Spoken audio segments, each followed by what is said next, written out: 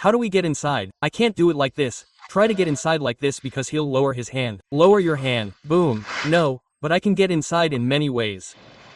Hey, when he comes to grab my head, this is called liking. Okay, super important. Liking, that's being able to control the arms. Hey, if we control the arms in hand-to-hand combat, we control that exercise. Everybody puts their hand there. It looks good. Push my face. Okay, push my face. Now he can't. Why? Because I have the support point.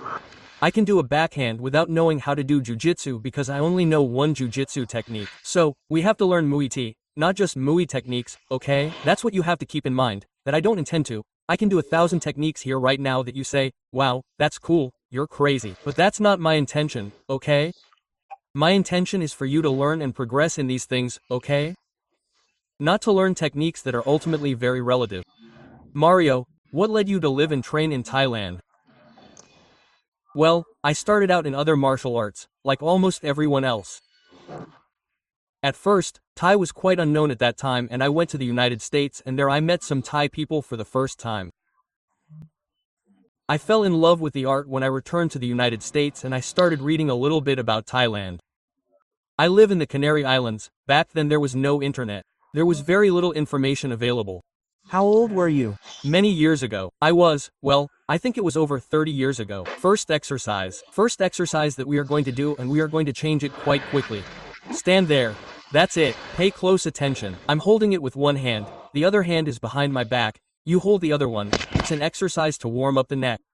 At the same time, we're going to learn something very basic that many people don't do in hand-to-hand combat.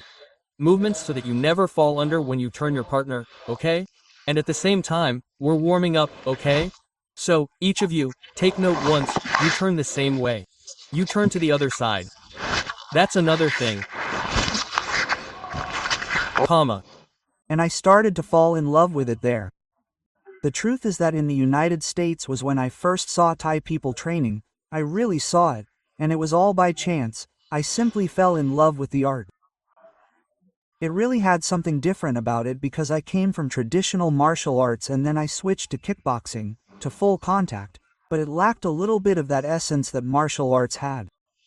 When I saw Muay, I realized that it was a martial art with a very strong combative aspect. One thing, pay close attention, many are doing it the opposite way. Of course.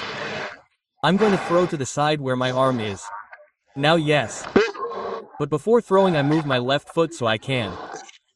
Now. Turn properly. Okay, this, although it may seem silly, is one of the main bases for hand-to-hand combat, for the clinch, okay? Many times when we are grabbed we want to turn and we do not move our foot and then, what happens? We always fall underneath. We have to learn to move, and this is going to help me. This exercise that seems silly is going to help us a lot with anything. When he throws a knee, throw a knee, boom. All the movements are the same and it is very important. At the same time it helps us warm up, but it is important that we move the left foot opposite the hand. When we have the other arm, we move the right foot and turn.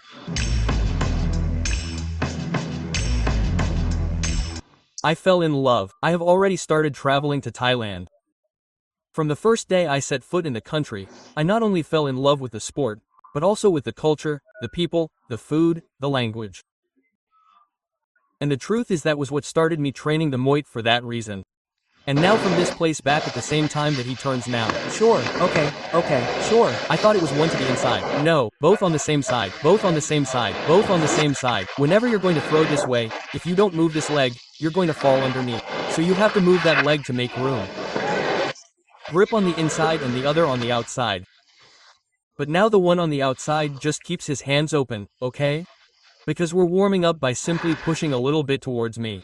And I do the same thing. I do the same thing as now. I lift this one, lower this one and move the foot. P1. P2. Now I switch. 1. You now. 1, 2. These exercises, this movement are very important. At the same time that it helps us warm up, you're teaching us how to move in hand-to-hand combat, in the clinch. It's very important to move the foot before turning, right? And make space and make room. Okay, we have to make room. If we don't make space, if we don't open a gap, we're always going to fall underneath, okay? So, that's very important for the exercise to go well. We both have to do our part. What do you mean? The one with the hands on the outside has to push a little bit, apply a little force so that I, with my hand on the inside, can turn properly, because that's how combat really is, okay? We stay as straight as possible. We don't keep our butt back, we stay pretty straight and we turn, we keep and turn. The closer we keep our arm to our body, the easier it's going to move. It's harder to do it open, much easier to do it close.